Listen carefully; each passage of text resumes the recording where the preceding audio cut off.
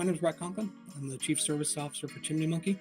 So Chimney Monkey is a full-service fireplace chimney company. The process for sweeping: once you come to the customer's house, you're going to start an inspection of the fireplace and chimney.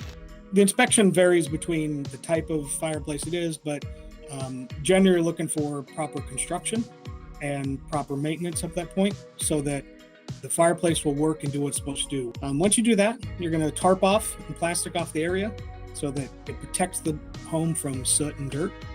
What we do is a power sweeping, which is what a lot of the industry has gone to, so it's safe you're not on the roof as long. What that does is spin and breaks off and brushes out all the creosote out of the fluid. For creosote, that's kind of the main thing we're talking about when we're talking about chimney sweeping. It's a combustible. It's basically, think of it kind of like fluffy charcoal. There's what we consider 3 stages of creosote. It starts to get more tarry, and it dries hard and glazes on it. It's very difficult to get off. Well, you're putting heat up there when you're burning your fire. If there's enough oxygen in there and you get the right spark, could start a chimney fire. The buildup you want to see is really flaky. Some you go into and they're completely caked up. Your firebox narrows a little bit up there and it goes into what's called the throat. Within that throat, there's a door, generally, it's called the damper. So you're gonna open the damper or remove it, depending what you need to do. That is what opens to the flue. It's a smoke chamber flue that lets the smoke go out. Sometimes we'll put a fan on top of the chimney to help pull out soot. We have a special camera that goes up where you can see inside the flue, see what everything looks like. Now to sweep it, you're going to use a power drill and special rods and sweep heads that are going to spin around in the flue and clean that out.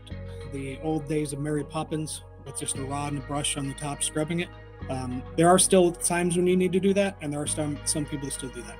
Once you do all that and you've swept the whole flue down, you've cleaned out the smoke chamber and area out there, you're going to vacuum out all the debris and the creosote and everything's piled up in there. And you're going to have to climb in a little bit, reach up in there and clean out the smoke shelf. If you don't have a rain cap or whatever, you might have leaves and some other stuff in there that you also want in there clogging things up and potentially burning.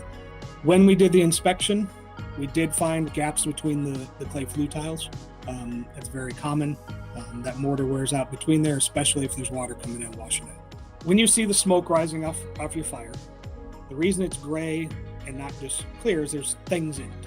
One of those things in it's wood tar, creosote. But if you use proper seasoned wood, you have enough air supply in the house, everything's flowing, you get very little buildup. You know, we concentrate on fireplace stuff for this, but a lot of chimneys are venting utility, your furnace and your water heaters and those things, because you're always going to use your water heater. You may never use the fireplace, you may just look at it. It's like inspecting your brakes in your car. You could just go until they stop working and hope you're in a place where it doesn't cause you a problem, or you can kind of look at stuff ahead of time.